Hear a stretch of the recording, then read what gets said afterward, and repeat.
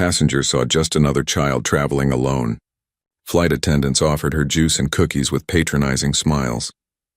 But when hostile aircraft threatened their Boeing 777 and F-22 Raptors scrambled to intercept, the quiet 10-year-old in seat 17A revealed she carried the legendary Viper bloodline that would save them all. Before you watch full story, comment below from which country are you watching. Oh, don't forget to subscribe. The Boeing 777 cruises smoothly at 35,000 feet above the American heartland. Sunlight streams through the oval windows as 287 passengers settle in for what should be a routine 5-hour flight from Los Angeles International to Ronald Reagan Washington National Airport. The massive twin-engine aircraft hums with the comfortable sounds of modern air travel. Quiet conversations, the soft whoosh of the air conditioning system, and the distant rumble of the Pratt & Whitney engines pushing them eastward at 550 miles per hour. In seat 17A, a small figure sits quietly by the window. Sarah Chen, 10 years old, appears to be just another unaccompanied minor, making the journey across the country. Her straight black hair is pulled back in a simple ponytail, and she wears a purple hoodie with jeans and white sneakers. On her lap sits a tablet displaying a colorful animated movie about talking animals. Scattered around her seat are the typical items of childhood travel: coloring books with half-finished pictures, a set of colored pencils, wireless headphones with cartoon characters on them, and a small backpack covered in airplane stickers that catches the light from the window. Flight attendant Jennifer Martinez approaches with the practiced smile of someone who has dealt with hundreds of unaccompanied minors over her 8 years with the airline. She carries a small cup of apple juice and a package of cookies, bending down to Sarah's eye level with the exaggerated friendliness that adults often use when speaking to children they don't know. "Hi there, sweetie. I'm Jennifer, and I'm going to be taking extra special care of you today. Are you excited to see your grandma in Washington?" Jennifer's voice carries that sing-song quality that adults unconsciously adopt when they assume they're speaking to someone who needs things explained. In the simplest possible terms, Sarah looks up from her tablet, pausing the movie with a quick tap of her finger.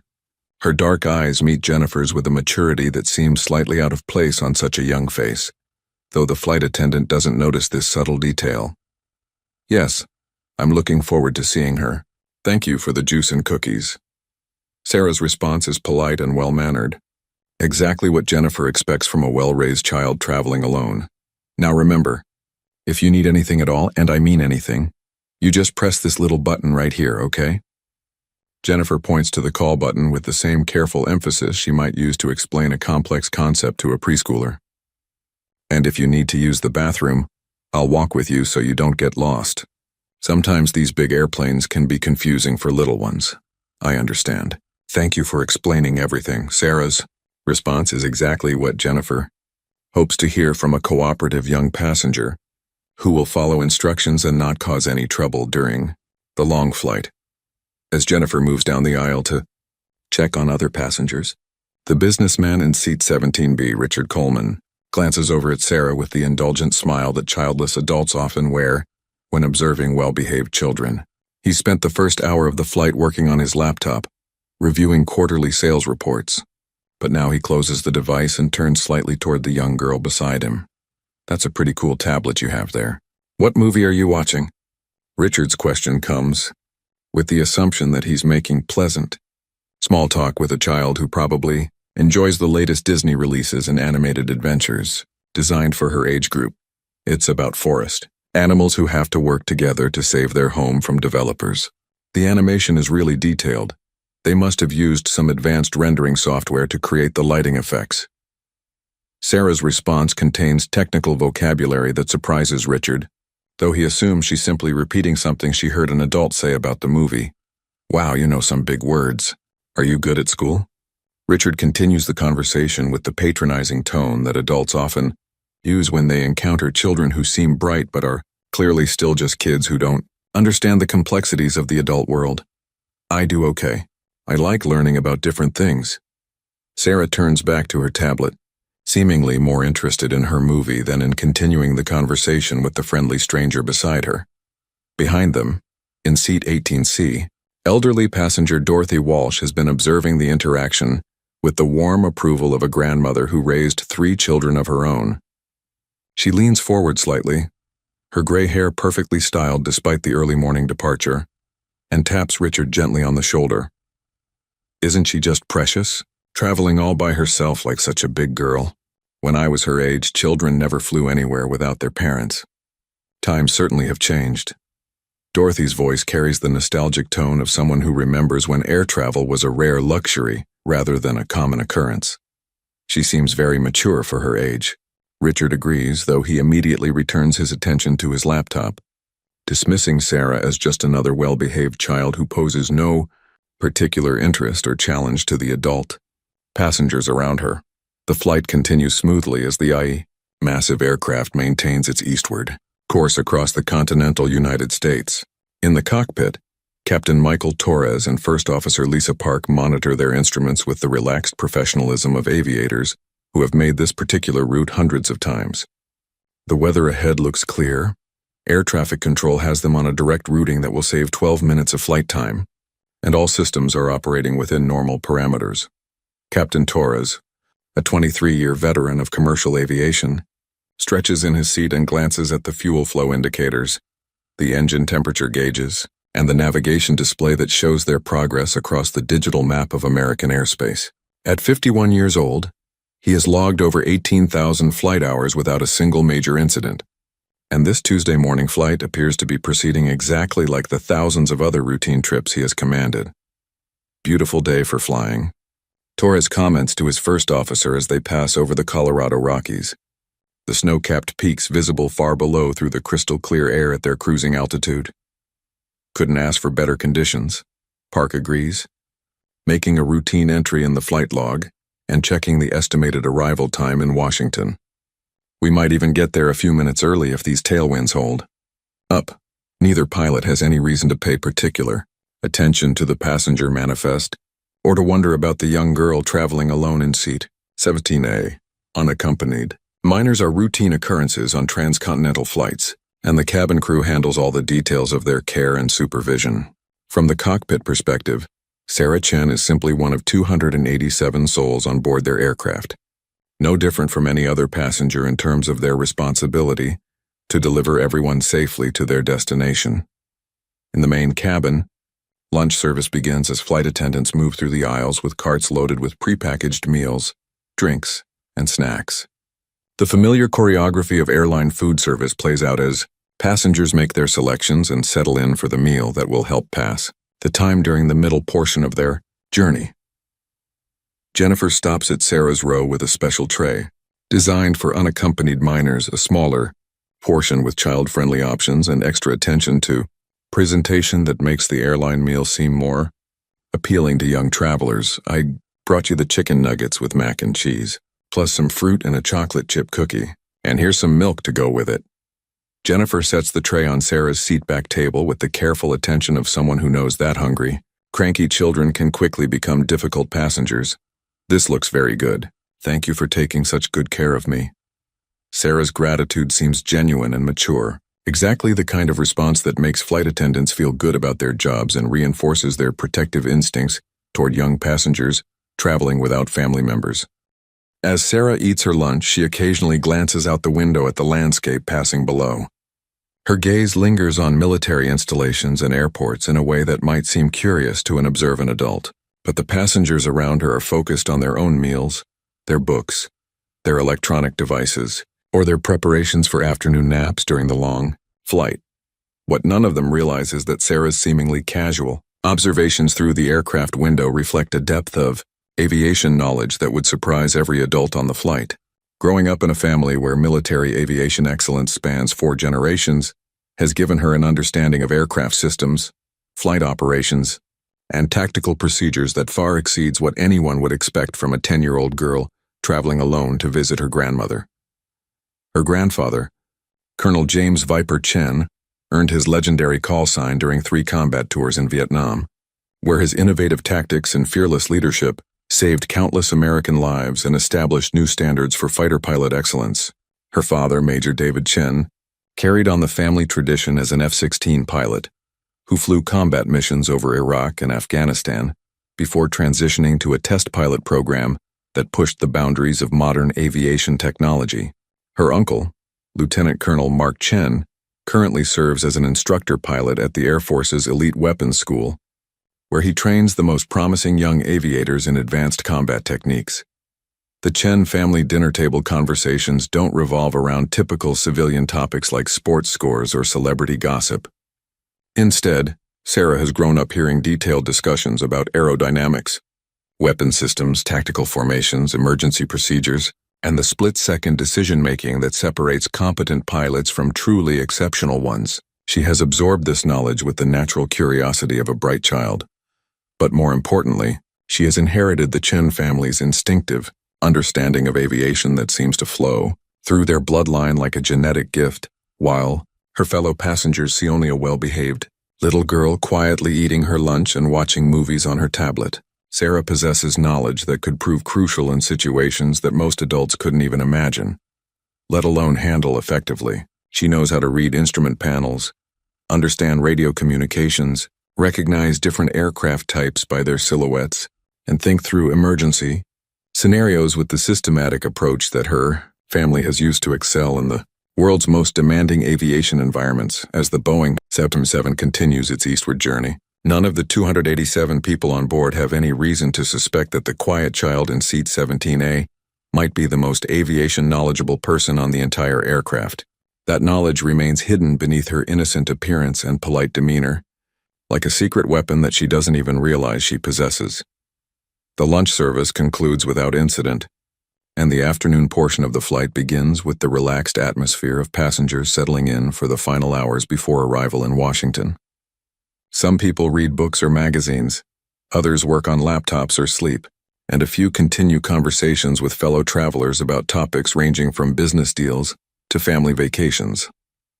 In the cockpit, Captain Torres and First Officer Park maintain their professional routine of monitoring instruments, communicating with air traffic control, and managing the countless small details that keep a modern airliner operating safely and efficiently. Their experience and training create a seamless partnership that handles routine operations almost automatically, leaving their minds free to appreciate the beauty of the afternoon sky and the satisfaction of another flight proceeding exactly according to plan. At 2:47 p.m. Eastern Time, that perfect routine is shattered by an event that transforms their peaceful Tuesday afternoon into every pilot's worst nightmare. United 847, this is Washington Center. Be advised we're tracking multiple unidentified aircraft on an intercept course with your position. Stand by for possible course deviation. The air traffic controller's voice carries an unusual tension that immediately captures the attention of both pilots. Captain Torres sits up straighter in his seat, his relaxed posture replaced by the alert focus of an aviator who recognizes potential danger. Washington Center, United 847. Can you provide more details on those aircraft? Are they military? United 847 negative. These appear to be civilian aircraft that are not responding to radio calls and are not following assigned flight paths. We're scrambling interceptors to investigate. Maintain current heading and altitude until further notice. The term scrambling interceptors sends a chill through both pilots. In post-9/11 America, unidentified aircraft that don't respond to radio calls and deviate from assigned routes trigger immediate military responses designed to prevent another terrorist attack using commercial airliners as weapons. First, Officer Park scans her instruments with increased intensity, checking their position, fuel status, and proximity to potential alternate airports. Mike, if those are hostile aircraft, we need to be ready to take evasive action or make an emergency landing. Already thinking the same thing, Lisa. Keep monitoring the radios. This could get complicated very quickly. In the main cabin, passengers remain unaware of the developing crisis. The flight attendants have not yet been informed of the situation, and the normal sounds of conversation, electronic devices, and general passenger activity continue without interruption. Sarah continues reading her book while occasionally glancing out the window, her trained eye automatically scanning the sky for other aircraft even though she has no specific reason to expect trouble. United 847, Washington Center. Those unidentified aircraft are now within 50 miles of your position and appear to be civilian jets flying in formation. We're unable to establish radio contact. F-22 Raptors from Andrews Air Force. Base are airborne and proceeding to intercept. The Mention of F-22 Raptors, America's most advanced stealth fighters, confirms that military commanders consider this situation a serious potential threat. The Raptor is not deployed for routine aviation problems or simple communication failures. Its presence indicates that someone in the Pentagon believes there is a genuine possibility of hostile intent. Captain Torres makes the decision that his training and experience tell him is necessary under these circumstances. Lisa, I'm going to make an announcement to the cabin crew and passengers. They need to know we might have to take emergency action. Good call. I'll keep monitoring the radios and start reviewing emergency descent procedures. Torres activates the public address system, his voice carrying the calm professionalism that passengers need to hear during crisis situations, but also conveying the seriousness of their circumstances. Ladies and gentlemen, this is your captain speaking. We've been advised by air traffic control that there are unidentified aircraft in our area that are not responding to radio calls. As a precautionary measure, military fighters have been launched to investigate these aircraft. We may need to change our course or altitude on short notice, so please ensure your seatbelts are fastened and remain seated until further notice. Flight attendants, please secure the cabin and prepare for possible sudden maneuvers. The announcement transforms the relaxed atmosphere in the main cabin into immediate tension and concern. Passengers who were reading, sleeping, or working suddenly focus their complete attention on the potential danger that their captain has just described. Conversations stop mid-sentence as people try to process what they've just heard and what it might mean for their safety. Jennifer Martinez feels her heart rate spike as she processes the implications of the captain's announcement. In 8 years of flying, she has never heard anything like this. Emergency medical situations, severe weather, and mechanical problems are part of the job. But the possibility of hostile aircraft creates an entirely different category of fear and uncertainty. Sarah, however, reacts differently than the adults around her. Instead of showing the confusion and worry that mark the faces of her fellow passengers, she closes her book and begins listening intently to sounds and vibrations that most people wouldn't even notice. Her family background has taught her to recognize subtle changes in engine noise, variations in aircraft attitude, and other indicators that reveal what's happening in situations where complete information isn't available to passengers. United 847, this is Raptor Lead. We have visual contact with the unidentified aircraft. 3 civilian jets in tight formation, approximately 2 miles ahead of your position and closing rapidly. They're not responding to our radio calls or visual signals. The F-22 pilot's transmission is calm and professional, but it confirms everyone's worst fears. Unknown aircraft approaching a commercial airliner in formation, while ignoring all attempts at communication, represents exactly the kind of scenario that aviation security experts have worried about since September 11th. Raptor Lead. United 847, what are your recommendations? Should we change course? United 847, maintain current heading for now. We're moving to intercept those aircraft. Be prepared for immediate evasive action on our command. In seat 17A, Sarah's enhanced hearing picks up radio transmissions that most passengers can't distinguish from the general background noise of the aircraft. Her family's military training has taught her to recognize different types of radio communications, and she realizes that the situation is more serious than even the captain's announcement indicated. Washington Center. Raptor Lead. The unidentified aircraft just changed course directly toward the airliner. I repeat, they are now on a collision course with United 847. This transmission sends shockwaves through the cockpit as Captain Torres and First Officer Park realize they are facing an imminent threat that requires immediate action to protect their passengers. United 847. Execute emergency descent immediately. Turn left heading 180 and descend to flight level 250. Raptor flight is moving to intercept. Torres doesn't hesitate. Lisa. Emergency descent checklist. Now. The Boeing 777 suddenly pitches down into a steep descent that throws unsecured passengers forward in their seats and causes overhead bins to rattle ominously. The massive aircraft shudders as it exceeds normal descent rates while turning sharply to the left to avoid the approaching unknown aircraft. In the main cabin, panic begins to spread as passengers realize they are in immediate danger. People who have never experienced combat or aviation emergencies struggle to understand what's happening and what they should do to protect themselves. Jennifer Martinez activates the public address system, her training taking over despite her own fear. Ladies and gentlemen, we are taking evasive action as directed by air traffic control.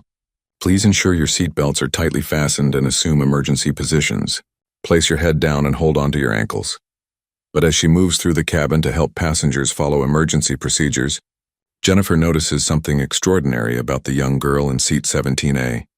Instead of showing the terror and confusion that marks every other face around her, Sarah appears calm and focused, listening intently to radio communications that Jennifer herself can barely hear over the noise of the emergency descent. United 847, Raptor lead. The unidentified aircraft are matching your descent and turn. They're still on an intercept course. You need to go lower and faster. Roger? Raptor lead, descending to flight level 200.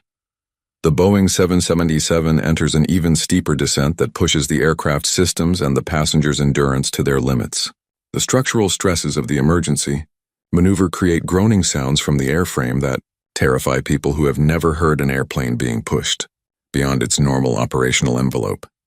At this critical moment, when 287 lives hang in the balance and the professional aircrew struggles with a scenario they've never trained for, the 10-year-old girl in seat 17A does something that will shock everyone who witnesses it. Sarah stands up despite the steep descent angle and approaches Jennifer Martinez with a confidence and purpose that seems completely out of character for a frightened child. The pilots need to know that those aircraft are probably trying to force us down to a specific altitude where surface-to-air missiles would be most effective. The F-22s can't protect us if we descend too low because they'll lose their radar advantage. Sarah's voice carries technical knowledge and tactical understanding. That leaves Jennifer speechless. Sweetie, you need to sit down and fasten your seatbelt. The pilots know what they're doing. Jennifer's response reflects her assumption that a scared child is trying to help with suggestions that don't make sense. But Sarah's next words shatter that assumption completely. My grandfather is Colonel James Viper Chen. He developed the tactical manual that those F-22 pilots are probably following right now. I know what I'm talking about, and we're in more danger than anyone realizes. The mention of the call sign Viper stops Jennifer in her tracks. Even flight attendants who aren't military aviation experts have heard that legendary name associated with heroic actions and innovations that saved American lives in multiple conflicts. United 847, this is Raptor 2. We're detecting multiple radar signatures on the ground that suggest surface-to-air missile systems. Those aircraft may be trying to push you into a kill zone. The F-22 pilot's transmission confirms exactly what Sarah just predicted, creating a moment of stunned silence as Jennifer realizes that the quiet child she's been treating like any other unaccompanied minor possesses knowledge that could save everyone's life. Can you help us? Jennifer asks, her professional training overriding her disbelief as she recognizes that extraordinary circumstances require extraordinary actions. Take me to the cockpit. The pilots need information that only someone with my family's background can provide. Jennifer makes the decision that goes against every airline protocol but follows the instinct of someone who recognizes genuine expertise in a crisis situation. She leads Sarah toward the cockpit, past passengers who are too focused on their own fear to pay attention to what the flight attendant is doing with the unaccompanied minor. In the cockpit, Captain Torres and First Officer Park are struggling with radio communications, evasive maneuvers, and system monitoring that pushes their multitasking abilities to the absolute limit. When Jennifer enters with Sarah, Torres initially assumes the flight attendant is bringing him a frightened child who needs reassurance. This isn't a good time for passenger visits, Torres says without taking his eyes off his instruments. Captain, she says her grandfather is Colonel Viper Chen, and she knows things about this situation that might help us. Jennifer's explanation comes out in a rush because she knows how unbelievable it sounds. The call sign Viper gets Captain Torres' immediate attention. Every American military pilot knows that name and the legendary achievements it represents. He turns to look at Sarah with new eyes, seeing not just a child but potentially a source of expertise that could save his aircraft and everyone aboard. What's your name, sweetheart? Torres asks, his voice combining professional focus with the gentleness appropriate for addressing a young person in a crisis situation. Sarah Chen, sir. Viper is my grandfather. My father is Major David Chen, and my uncle is Lieutenant Colonel Mark Chen at Weapons School. I've been learning about aviation and tactics my whole life. United 847.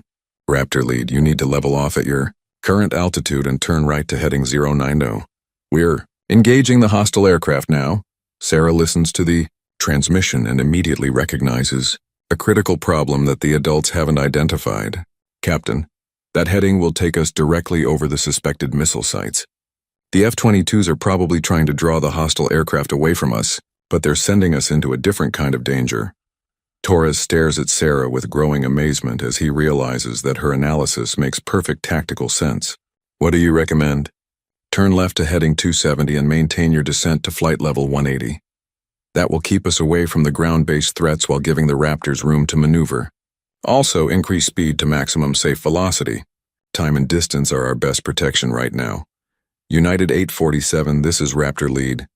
Be advised we have engaged the hostile aircraft. You are clear to resume normal navigation at pilot's discretion. But Sarah shakes her head urgently. Don't trust that transmission, Captain. The voice pattern doesn't match the previous communications. Someone's jamming the frequencies and sending false information.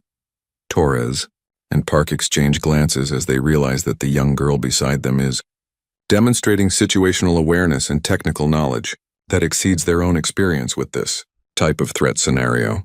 How can you tell? Park asks.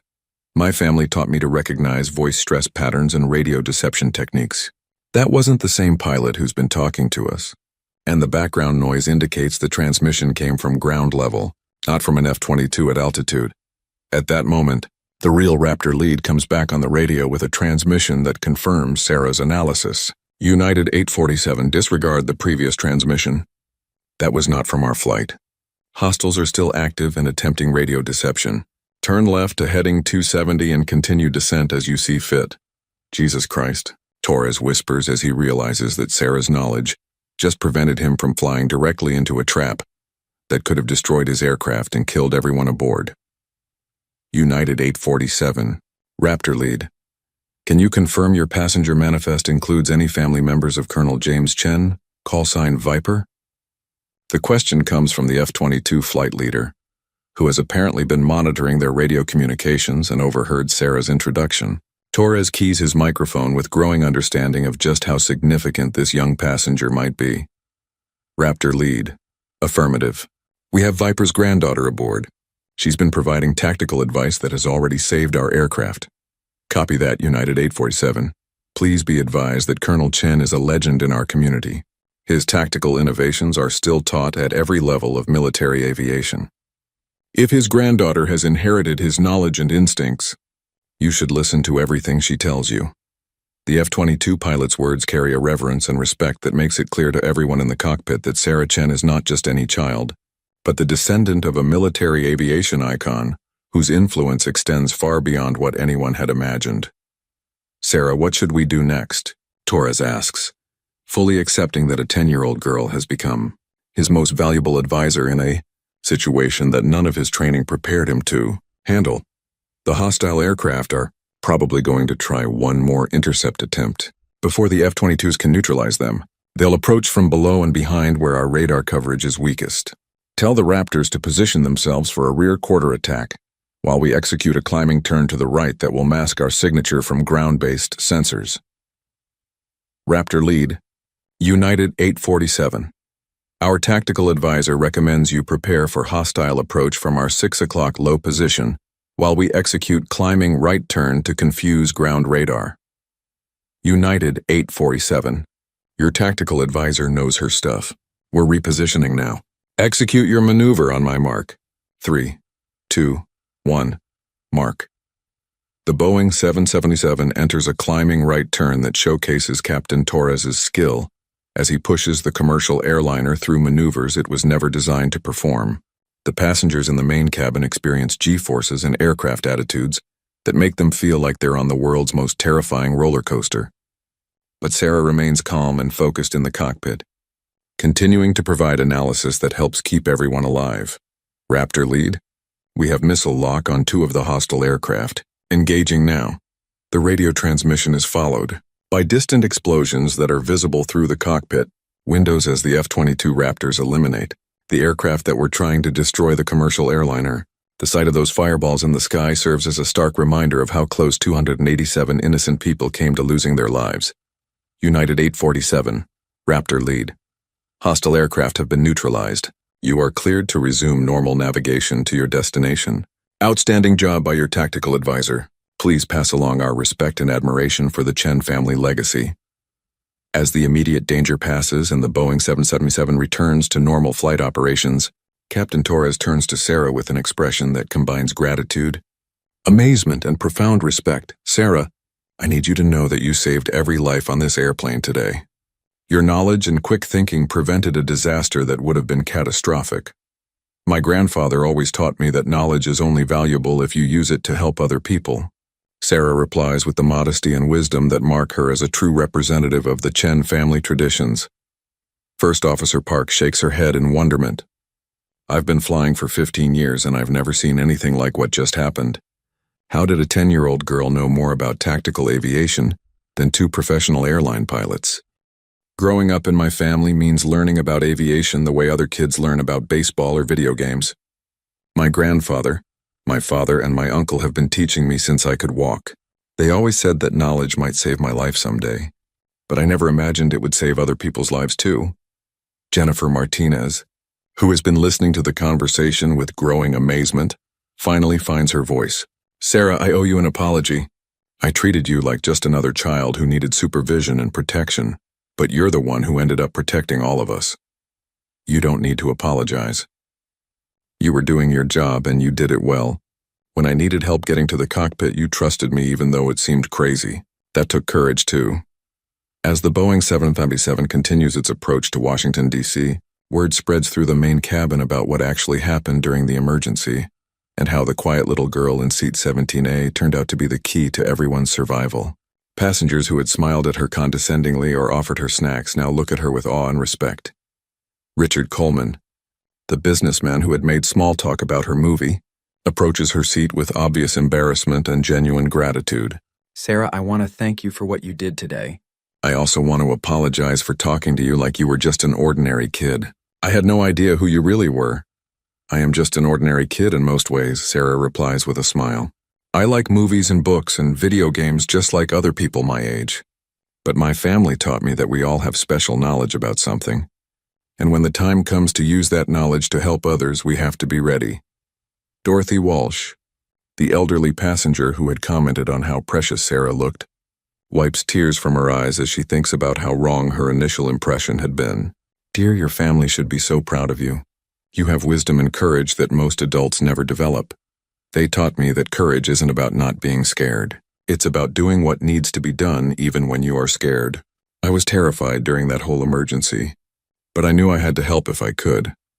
As the aircraft makes its final approach to Ronald Reagan Washington National Airport, Captain Torres makes one final announcement to the passengers. Ladies and gentlemen, this is your captain with an update on our earlier emergency. I want to inform you that we owe our lives today to one of our passengers, 10-year-old Sarah Chen, the granddaughter of the legendary Air Force Colonel James Viper Chen. When our aircraft was threatened by hostile aircraft, Sarah provided tactical expertise that enabled us to avoid disaster and allowed military fighters to protect us successfully. It is my privilege to share this flight with someone who demonstrated such extraordinary knowledge, courage, and selflessness. The entire cabin erupts in applause that continues for several minutes as 287 people express their gratitude to the young girl who saved their lives. Sarah accepts the recognition with the quiet dignity that her family taught her, understanding that heroism is not about seeking praise, but about rising to meet challenges when they present themselves. As the Boeing 777 touches down safely at Ronald Reagan Washington National Airport, Sarah looks out the window at the F-22 Raptors that are escorting them to the gate as an honor formation. She knows that somewhere above in those cockpits are pilots who understand and respect the Chen family legacy that she carries forward into a new generation. The quiet kid in seat 17A had turned out to be anything but ordinary, and her actions during one terrifying afternoon had honored the military aviation tradition that runs through her bloodline, like a river of courage and expertise. Colonel James Viper Chen would be proud of his granddaughter, who proved that legends can be born in the most unexpected places and circumstances. As passengers disembark, Many stop to shake Sarah's hand, hug her, or simply say thank you one more time. She accepts their gratitude graciously while remaining the polite, thoughtful child she was when the flight began. The only difference is that now everyone knows what was always true, that appearances can be deceiving, and that heroes come in all ages and sizes. The story of Flight 847 would become legendary in aviation circles, not just because of the successful defense against hostile aircraft, but because it demonstrated that knowledge, courage, and quick thinking can emerge from the most unlikely sources. And somewhere in the Pentagon, military commanders would add another chapter to the Chen family saga. The day that Viper's granddaughter proved that excellence runs in families, and that legends never really end. They just pass to the next generation,